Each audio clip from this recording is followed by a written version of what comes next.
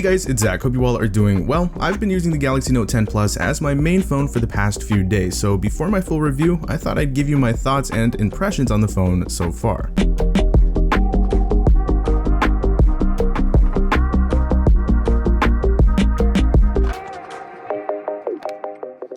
Alright, so the Note 10 Plus, where do I begin? Well, I think the easiest way to explain this phone would be, this is the result of the Note 9 and S10 Plus having a baby. Yeah. In terms of differences between the Note 10 and the Note 9, the first few are fairly apparent just by looking at them. The 10 Plus is just a hair taller, wider, and thinner than the 9, it's also lighter, and of course, it's got a larger display. They got us a larger display while keeping roughly the same footprint by decreasing the bezel size by quite a bit. And it is gorgeous. It's got the hole punch cut out right up there in the middle, which honestly hasn't gotten in the way or bothered me at all. After using phones with large notches in the past, this is nothing compared to those. A few interesting things to note, no pun intended, are the more rounded edges. We no longer get that chamfered edge. The corners are a lot sharper. There's the omission of the headphone jack, rest in peace. Samsung said they needed space for a larger battery. Yeah, you can take that how you'd like. And the removal of the power button on the right hand side of the phone. They merged it with the Bixby button on the left. Yeah, this is still a Bixby button, but it is now primarily the power button. Overall, I'm really digging this new design. It's refined, it's clean, and it's got some updated detailing that make it look and feel more solid and premium.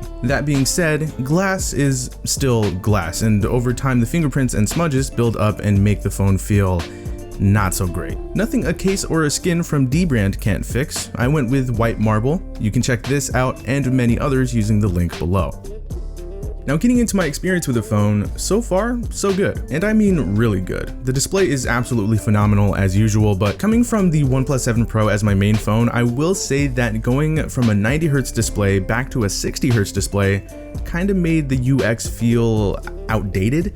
Now, it's not outdated at all, and my eyes have readjusted back to the 60Hz display now, but I've definitely been spoiled by the 7 Pro's panel, and moving forward, I feel like every flagship should have 90Hz or higher, because I'm saying if the Note 10 had a 90Hz display, oh my goodness. Spoiler alert, I'd love this phone so much more than I already do now. Anyway, the phone is very speedy, no lag whatsoever. I've almost fully gotten used to the power button being on the left side. Things like taking screenshots are a little more awkward than what I'm used to, but it's no biggie. The haptics are vastly improved from previous generations. This, like the screen refresh rate, are vital to the user experience, for me at least, and Samsung did a nice job with the vibration motor upgrade.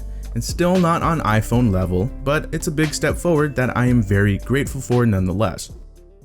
One of my favorite things about the phone would have to be the battery life. I'm talking an easy 7 to 8 hours of screen on time on the daily. Super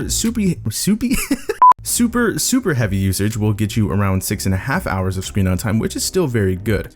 The 4300 mAh battery is strong and very, very reliable. I haven't had to worry about the phone dying on me during the day. In the few days that I've been using the Note 10 Plus, it's really been an all-day phone, which is something I cannot say for a lot of other phones. We'll see how this fares over time, of course, but as of right now, the battery life is easily one of the phone's biggest strong points. Okay, so this ultrasonic fingerprint scanner is something that I've seen a lot of mixed results about among Note 10 users. Some say it's better than the S10s, which is the case, while a lot of other users say it's complete garbage and just not good at all, which I find to be very interesting because in my experience, the scanner has worked just fine.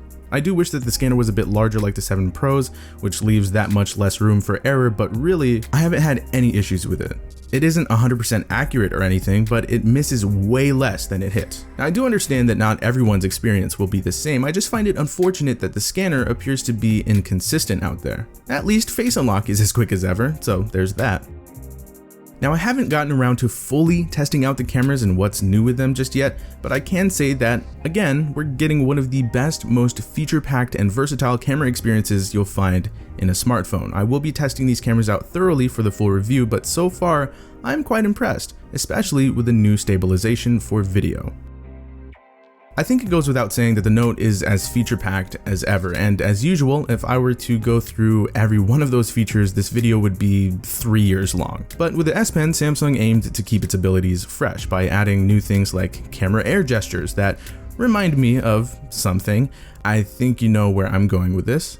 Yeah, but it doesn't take away from the fact that these are pretty neat and can be useful for remotely controlling your phone. There's also AR Doodle, which I still have to test out some more, but it looks pretty fun as well. We do get the usual Samsung One UI features we know and love, and in addition to the ones mentioned previously, we get things like baked-in Windows 10 integration, and we'll take a look at some more of these features in the full review.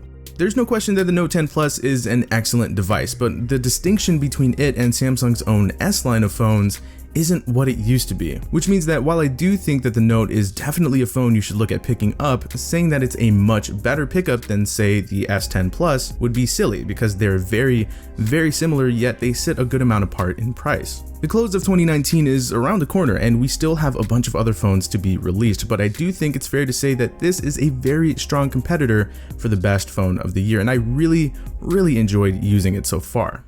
Anyway, that does it for this video. I hope you guys enjoyed it. If you did, feel free to hit that like button, subscribe to the channel if you are new. I will talk to you guys in the next one. Thank you so much for watching.